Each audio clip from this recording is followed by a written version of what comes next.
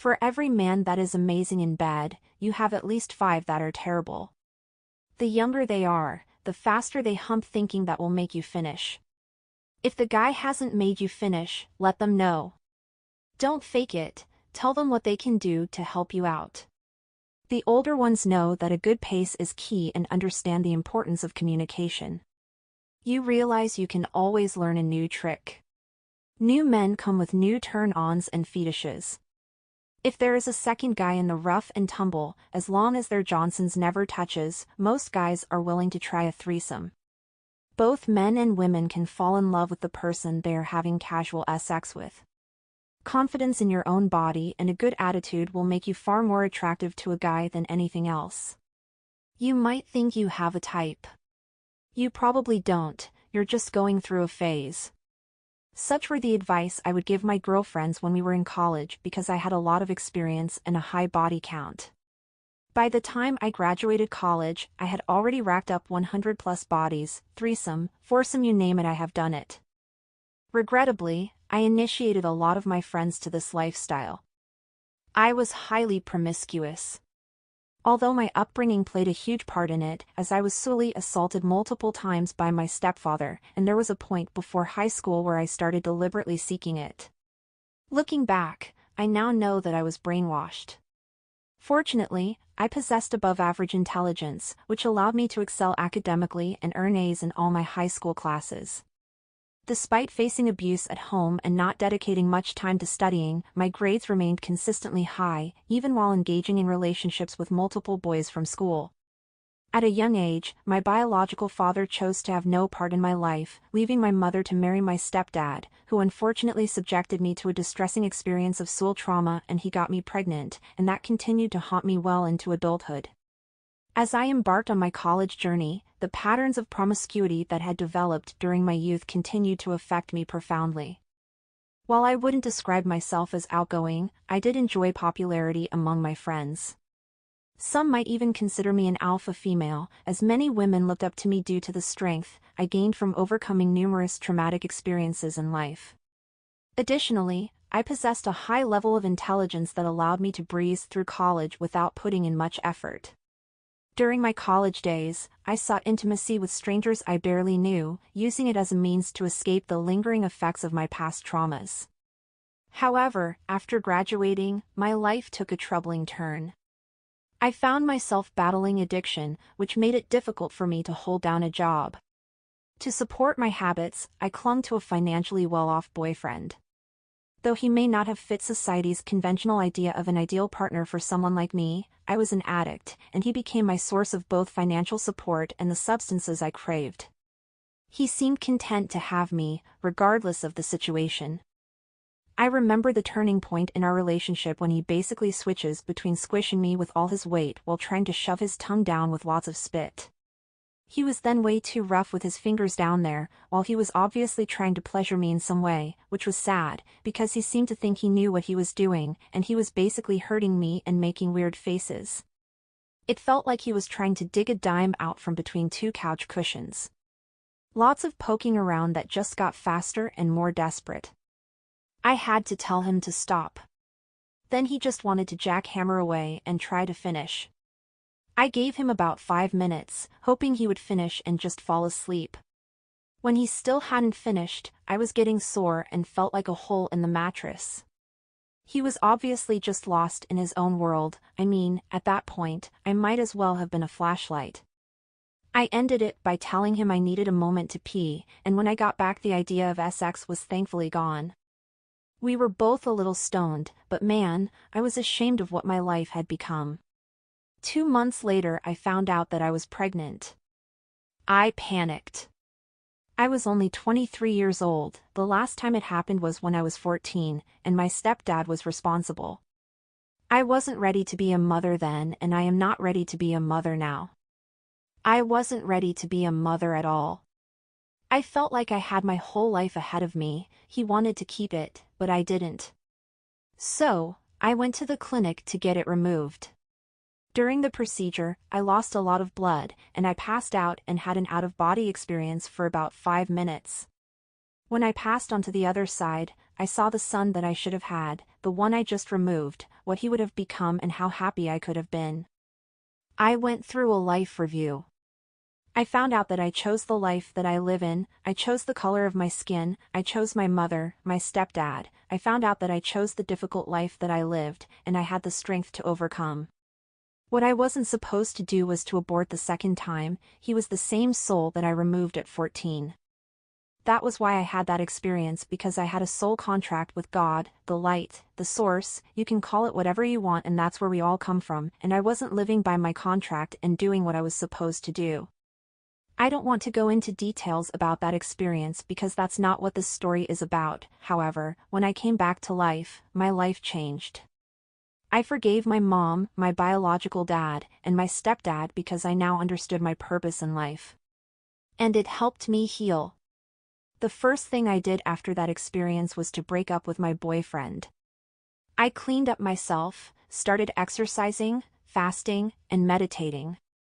I also found a good paying job.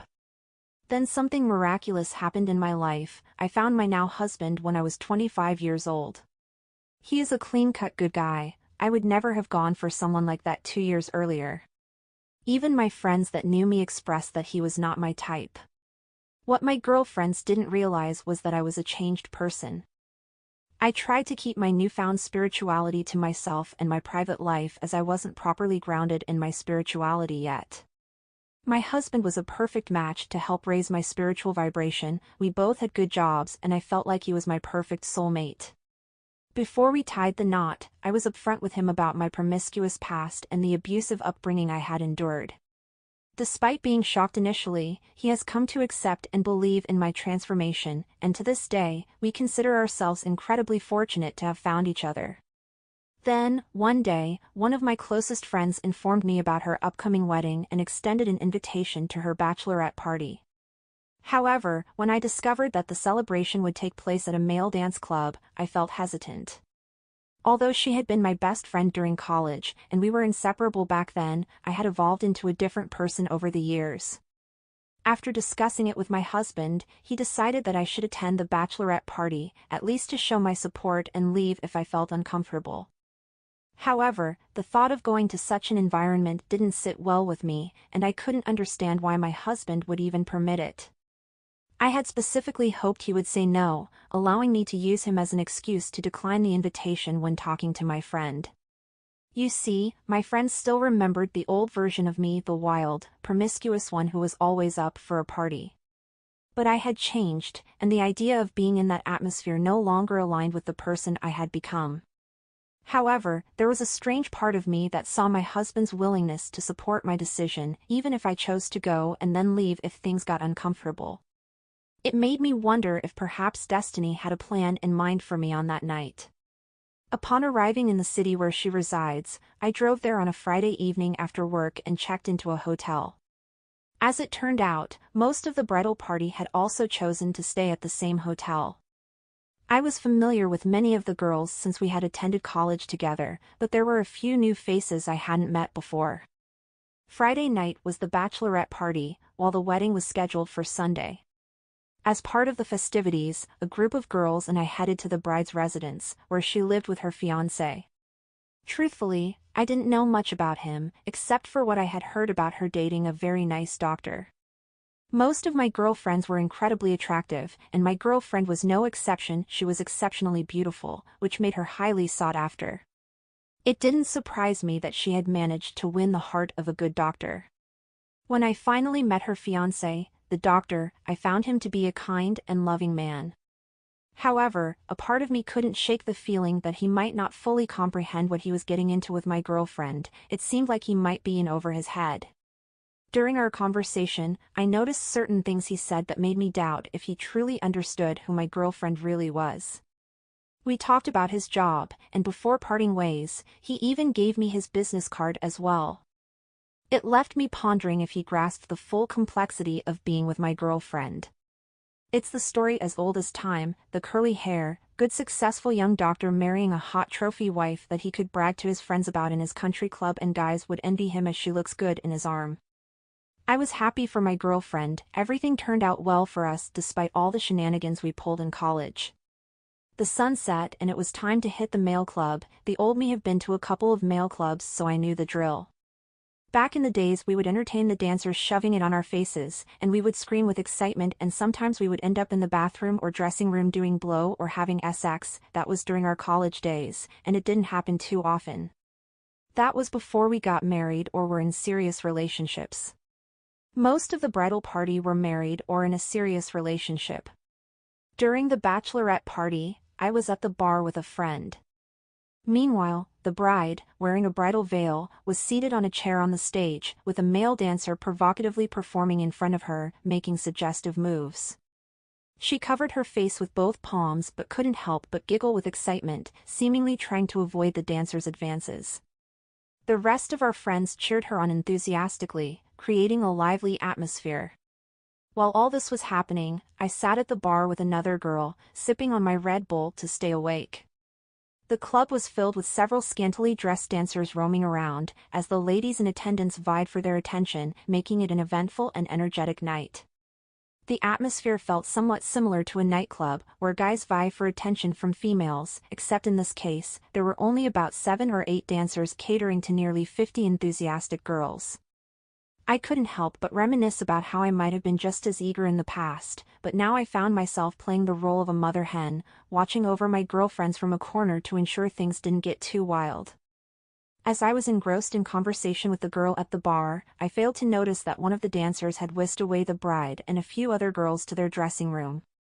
It was only when I happened to glance in their direction that I realized they were missing, and concern gnawed at me as I quickly decided to go find them, hoping everything was all right. I inquired around, and someone mentioned that they had gone to the back. Hastily, I rushed to the door, feeling a mix of anxiety and apprehension. Slowly opening the door, I was taken aback by what I saw inside. My girlfriend, the bride, was on all fours, being taken by one of the dancers, while the other 4 friends stood by, watching. The sight shocked me, and I didn't know how to react at that moment. When I entered the room and witnessed their reaction, it wasn't entirely surprising, as such behavior was commonplace back in college. However, I still felt taken aback because I personally knew the 3 girls who were observing the scene, and they were either already married or in serious relationships. I couldn't help but wonder if their significant others would appreciate this kind of situation, and it made me uneasy knowing they were partaking in it. I don't know what compelled me to discreetly take some pictures of my girlfriend engaged with the male dancer, but little did I know that those snapshots would have far-reaching consequences. Immediately after capturing those images with my phone, I intervened and put an end to the situation. It was during that moment that I noticed another one of my friends at the corner of the room, who wasn't visible when you entered from the main entrance. Shockingly, she was involved in an intimate act with another dancer. The whole scene left me feeling bewildered and concerned about the potential fallout from the photos I had taken. What shocked me even more was the fact that the bride was engaging in such intimate activity with the dancer without any protection. I became genuinely concerned about her well-being, fearing that she might be at risk of contracting something. Without hesitation, I intervened and used the excuse of her not using protection to separate them. Gently taking my friend's hand, I guided her out of the room, wanting to ensure her safety and put an end to the potentially risky situation. As soon as we exited the room, the rest of the girls followed behind us. We all gathered in a separate section of the club, and surprisingly, my friend, the bride, acted as if nothing had happened. I decided to stay until the end of the night to keep an eye on things and ensure nothing else went awry. Upon returning to the hotel room, I knew my husband was fast asleep. While attempting to call him, I pulled out my phone, only to be greeted by the first image on my screen, which was of my girlfriend, the bride, engaged with the male dancer. It was a disconcerting sight. I looked at the picture for a moment and I deleted all of it. Nonetheless, I continued with the call to inform my husband about what had transpired during the bachelorette party. At one point, I mentioned to my husband that I had taken pictures, but I had already deleted them. To my surprise, he suggested that I should recover the pictures and anonymously send them to her fiancé. I hesitated, worried that such an action might jeopardize her wedding. He argued that her fiancé should be the one to make that decision. We continued to debate the matter, and I grew frustrated with him for not letting the issue go. After hanging up, I sat in silence, deep in thought. As much as I was angry at him, I knew he had a point. I realized what I had to do, even though it felt like a betrayal of our friendship and the epitome of hypocrisy on my part. The decision weighed heavily on me, knowing the potential consequences of my actions. I must admit, I am no saint, and my past was filled with actions that were even worse than my girlfriend's. However, a thought occurred to me that perhaps my girlfriend needed a wake-up call, just like the termination that led to my own out-of-body experience, which served as a turning point in my life. I saw this as an opportunity for her to have her own wake-up call, and it made me contemplate if this was my path or purpose in life. In the end, I decided to recover the deleted pictures from my iPhone. Feeling too cowardly to use my own email address, I created a new one to send the pictures to her fiancé.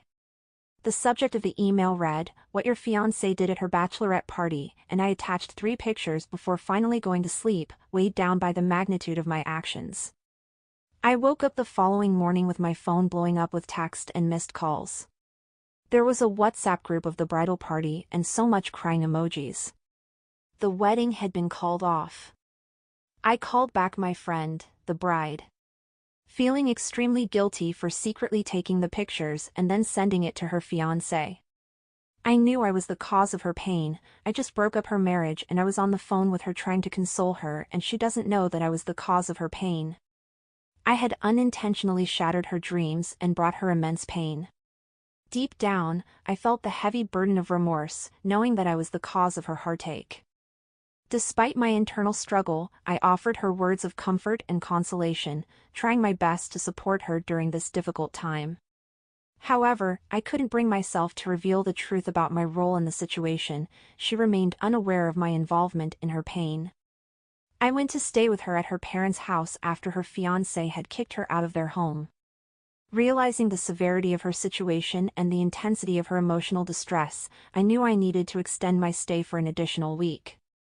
To be there for her during this critical time, I had to request a 1-week vacation from my job, which they granted. The weight of pain and guilt consumed me, making it challenging to be strong for my girlfriend. Despite my efforts to remain composed, I couldn't help but break down and pour my heart out to my husband about the agony she was enduring. He was understanding and encouraged me not to blame myself, as he believed he had done the right thing in advising me. Nevertheless, I couldn't shake off the feeling of responsibility and guilt for the pain she was going through. During that week, I moved in with my friend at her parents' house, providing her with emotional support and company.